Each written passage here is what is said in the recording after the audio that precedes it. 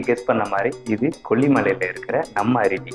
என்னோட அனுபவத்தை நான் உங்களுக்கு ஃபுல்லாக ஷேர் பண்ணியிருக்கேன். நீங்கள் நெக்ஸ்ட் டைம் போனீங்க அப்படின்னா உங்களுடைய எக்ஸ்பீரியன்ஸை கமெண்ட்டில் சொல்லுங்கள்.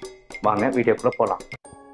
திடீர்னு ஒரு நாள் எனக்கு ஞானோதயம் உதிச்சது. என்னன்னு பார்த்தீங்க அப்படின்னா, குலசாமி கோயிலுக்கு போயிட்டு ரொம்ப நாள் ஆச்சு, சரி ஒன்ஸ் போயிட்டு வரலாம் அப்படின்னு முடிவு பண்ணேன். சரி ஓகே அப்படின்ட்டு அதுக்கு ஒரு டேட்டை ஃபிக்ஸ் பண்ணிட்டு பைக் எடுத்துகிட்டு கிளம்பிட்டேன். ஸோ கிளம்பிட்டு மாசி பெரியசாமி குலசாமி ஸோ அந்த கோவிலை போயிட்டு நல்லா வழிபட்டுட்டு அதுக்கப்புறம் திரும்ப வரும்போது எனக்கு தோணுச்சு, சரி இந்த பக்கம் வந்து ஹில்ஸ் ஏரியா தானே, ஏதாவது வந்து ஒரு அருவி இந்த மாதிரி இடத்த பார்த்துட்டு போகலாம் அப்படின்ட்டு தோணுச்சு. ஸோ அப்படின்னு வந்து அங்கே நடமாட்டிட்டு சில பேர்கிட்ட கேட்கும்போது சொன்னாங்க, இந்த மாதிரி நம்ம அருவி இருக்குது அப்படின்ட்டு.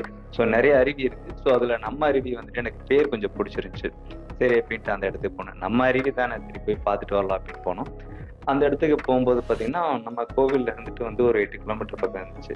ஸோ அந்த இடத்துக்கு போயிட்டு நாங்கள் பைக்கை ஓரமாக பார்க் பண்ணிட்டு இந்த இடத்துக்கு போயிட்டுருக்கோம். உள்ளே போயிட்டு இருக்கும்போது பார்த்தீங்கன்னா மேலே வந்துட்டு இது ரோடு, கீழே வந்துட்டு பாலம் மாதிரி தனியாக கீழே இறங்கி போச்சு. ஸோ உள்ளே என்ட்ரன்ஸ்லேயே பார்த்தீங்கன்னா ஒரு கட்டையை போட்டு 10 ரூபா கொடுத்தா தான் உள்ளே விடுவாங்க. சரி ஓகே அப்படின்ட்டு ஒரு நபருக்கு 10 ரூபா கேட்டிருக்காங்க. ஸோ 10 ரூபாயை கொடுத்துட்டு உள்ளே வந்தோம்.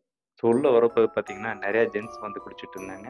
ஸோ அந்த இடத்துல வந்துட்டு வீடு இது மாதிரிலாம் இருந்துச்சு. ரொம்பவே அழகாக இருந்துச்சு அந்த இடத்துல. ஸோ இந்த இடத்துல வந்துட்டு மூலிகை மரங்களும் இயற்கையும் ஸோ ரொம்பவே அழகாக இருந்துச்சு பார்க்க. சரி அப்படின்ட்டு பொறுப்பாக நடந்து போவோமே அப்படின்ட்டு நடந்து போயிட்டே இருந்தோம்.